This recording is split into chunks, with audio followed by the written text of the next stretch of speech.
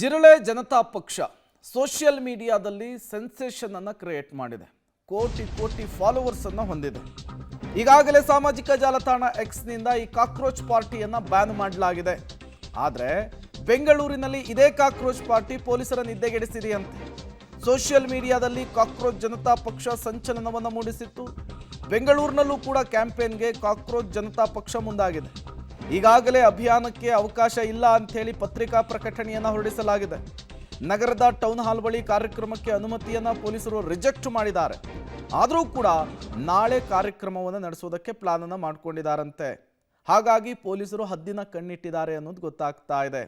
ಆಂತರಿಕ ಭದ್ರತೆಗೆ ಧಕ್ಕೆ ಅನ್ನುವಂತಹ ಕಾರಣಕ್ಕಾಗಿ ಕೇಂದ್ರ ಸರ್ಕಾರ ಸಾಮಾಜಿಕ ಜಾಲತಾಣ ಎಕ್ಸ್ನಲ್ಲಿ ಈ ಕಾಕ್ರೋಚ್ ಜನತಾ ಪಾರ್ಟಿಯ ಸೋಷಿಯಲ್ ಮೀಡಿಯಾವನ್ನು ಬ್ಯಾನ್ ಮಾಡುವಂತಹ ಕೆಲಸ ಮಾಡ್ತು. ಮತ್ತೊಂದು ಕಡೆ ಇನ್ಸ್ಟಾಗ್ರಾಮ್ ಅಕೌಂಟ್ ಕೂಡ ಹ್ಯಾಕ್ ಆಗಿದೆ. ಈ ಪಕ್ಷವನ್ನು ಸ್ಥಾಪಿಸಿ ಅಥವಾ ಕ್ಯಾಂಪೇನನ್ನು ಆರಂಭಿಸಿದಂತಹ ದೀಪ್ಗೆ 30 ವರ್ಷದ ವ್ಯಕ್ತಿ ಅಮೆರಿಕಾದಲ್ಲಿ ಕೂತ್ಕೊಂಡಿದ್ದಾರೆ. ಈಗಾಗಲೇ ಪ್ರತಿಕ್ರಿಯೆ ಕೊಟ್ಟಿದ್ದಾರೆ. ನಮ್ಮ ಹೋರಾಟ ಮುಂದುವರಿಯುತ್ತೆ ಅನ್ನುವಂತಹ ಮಾತುಗಳನ್ನು ಆಡ್ತಾ ಇದ್ದಾರೆ. ಇದರ ನಡುವೆ ಸಿಲಿಕಾನ್ ಸಿಟಿ ಬೆಂಗಳೂರಿನಲ್ಲಿ ದೊಡ್ಡ ಮಟ್ಟದ ಸಭೆಗೆ ಕಾಕ್ರೋಚ್ ಪಡೆ ಪ್ಲಾನ್ ಅನ್ನು ಮಾಡಿಕೊಂಡಿತ್ತು. ಬಟ್ ಪೊಲೀಸರು ಪರ್ಮಿಷನ್ ಅನ್ನು ರಿಜೆಕ್ಟ್ ಮಾಡಿದ್ರು. ಗೃಹ ಸಚಿವರು ಕೂಡ ಮಾತನಾಡಿದ್ರು ನಿನ್ನೆ ಇದೇ ವಿಚಾರಕ್ಕೆ.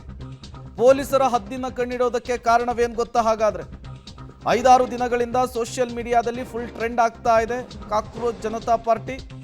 ಇನ್ಸ್ಟಾಗ್ರಾಮ್ನಲ್ಲಿ 22 ಮಿಲಿಯನ್ಗೂ ಅಧಿಕ ಫಾಲೋವರ್ಸ್ ಇದ್ದಾರೆ. ಈ ಪೇಜ್ಗೆ ಸಾಕಷ್ಟು ಯುವಕರು, ನಿರುದ್ಯೋಗಿಗಳು ಹಿಂಬಾಲಕರಾಗ್ತಾ ಇದ್ದಾರೆ. ಇಂದಿನ ಕ್ಯಾಂಪೇನ್ಗೆ ಸಾಕಷ್ಟು ಯುವಕರು ಸೇರುವಂತಹ ಸಾಧ್ಯತೆ ಇದೆ. ಈ ಬಗ್ಗೆ ಪೊಲೀಸರಿಗೆ ಮಾಹಿತಿಯನ್ನು ಗುಪ್ತಚರ ಇಲಾಖೆ ಕೊಟ್ಟಿದೆಯಂತೆ. ಪರ್ಮಿಷನ್ ಇಲ್ಲದಿದ್ದರೂ ಕೂಡ ಜನ ಸೇರಿದರೆ ಸಹಜವಾಗಿಯೇ ಒಂದಿಷ್ಟು ಬೆಳವಣಿಗೆಗಳಿಗೂ ಕೂಡ ಅದು ಸಾಕ್ಷಿ ಆಗಬಹುದು ಅನ್ನುವಂತಹ ಆತಂಕ ಪೊಲೀಸರಿಗಿದೆ. ಹಾಗಾಗಿಯೇ ಪೊಲೀಸರು ಕಾಕ್ರೋಚ್ ಪಾರ್ಟಿಯ ಮೇಲೆ ಹದ್ದಿನ ಕಣ್ಣಿಟ್ಟಿದ್ದಾರೆ. ಅವರು ನಡೆಸುವಂತಹ ಬಹಿರಂಗ ಸಭೆಗೆ, ಟೌನ್ ಹಾಲ್ನ ಮುಂಭಾಗದಲ್ಲಿ ನಡೆಯುವಂತಹ ಸಭೆಗೆ ಪರ್ಮಿಷನ್ ಅನ್ನು ಕೊಟ್ಟಿಲ್ಲ ಅನ್ನೋದು ಗೊತ್ತಾಗ್ತಾ ಇದೆ. ಡೀಟೇಲ್ಸ್ ಅನ್ನು ಕೊಡೋದಕ್ಕೆ ನರಸಿಂಹಮೂರ್ತಿ ನೇರ ಸಂಪರ್ಕದಲ್ಲಿ ಜಾಯಿನ್ ಆಗಿದ್ದಾರೆ. ನರಸಿಂಹಮೂರ್ತಿ, ಕಾಕ್ರೋಚ್ ಜನತಾ ಪಾರ್ಟಿ ಕೇವಲ ರಾಷ್ಟ್ರೀಯ ಪಕ್ಷಗಳ ನಿದ್ದೆಗೆಡಿಸಿದೆ ಅಂತ ನಾವು ಅಂದ್ಕೊಂಡಿದ್ವಿ. ಈಗ ಪೊಲೀಸರಿಗೂ ಕೂಡ ಹೊಸ ಟೆನ್ಷನ್ ಅನ್ನು ತಂದಿಟ್ಟಿದೆ. ಯಾಕಾಗಿ ಪೊಲೀಸರಿಗೆ ಟೆನ್ಷನ್ ಅಂತ?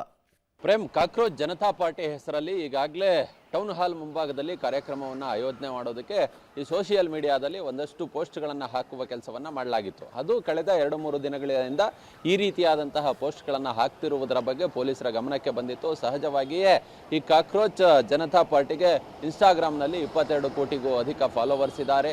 ಯಾವಾಗ ಟ್ವಿಟರ್ನಲ್ಲಿ ಇದರ ಅಕೌಂಟನ್ನು ಬ್ಯಾನ್ ಮಾಡಲಾಯಿತೋ ಅದಾದ ಬಳಿಕ ಮತ್ತೊಂದಷ್ಟು ಆಕ್ಷೇಪಗಳು ಕೇಳಿಬಂದಿದ್ವು ಸರ್ಕಾರದ ವಿರುದ್ಧ. ಹೀಗಾಗಿ ಇಲ್ಲಿ ಕರ್ನಾಟಕ ಕಾಕ್ರೋಚ್ ಜನತಾ ಪಾರ್ಟಿ ಅನ್ನೋ ಹೆಸರಲ್ಲಿ ಒಂದಷ್ಟು ಸಭೆಯನ್ನು ಆಯೋಜನೆ ಮಾಡೋದಕ್ಕೆ, ಮುಂದಿನ ರೂಪುರೇಷೆಗಳನ್ನು ನಿರ್ಧಾರ ಮಾಡೋದಕ್ಕೆ ಎಲ್ಲರೂ ಬನ್ನಿ ಅನ್ನೋ ಮಟ್ಟಿಗೆ ಪೋಸ್ಟನ್ನು ಹಾಕಿ ಕರೆಯನ್ನು ಕೊಡುವ ಕೆಲಸವನ್ನು ಮಾಡಲಾಗಿತ್ತು. ಹೀಗಾಗಿ ಯಾರು ಸೋಷಿಯಲ್ ಮೀಡಿಯಾದಲ್ಲಿ ಈ ಒಂದು ಪೋಸ್ಟನ್ನು ಹಂಚಿಕೊಂಡಿದ್ರು ಅಂಥವ್ರಿಗೆ ಈಗಾಗಲೇ ಪೊಲೀಸರು ನೋಟಿಸನ್ನು ಕೊಡುವ ಕೆಲಸವನ್ನು ಮಾಡಿದ್ದಾರೆ. ಕಾರಣ, ನೀವು ಏನೇ ಇದ್ದರೂ ನಮ್ಮ ಬಳಿಯಿಂದ ಪರ್ಮಿಷನನ್ನು ತೆಗೆದುಕೊಳ್ಬೇಕು. ಸೋಫಾರ್ ಈವರೆಗೂ ಕೂಡ ಈ ಕಾಕ್ರೋಚ್ ಜನತಾ ಪಾರ್ಟಿಯಿಂದ ಯಾವುದೇ ಪೊಲೀಸರ ಪರ್ಮಿಷನನ್ನು ಈ ಒಂದು ಸಭೆ ಆಯೋಜನೆ ಬಗ್ಗೆ ತೆಗೆದುಕೊಳ್ಳಲಾಗಿಲ್ಲ ಅಥವಾ ಮನವಿ ಪತ್ರಗಳು ಬಂದಿಲ್ಲ.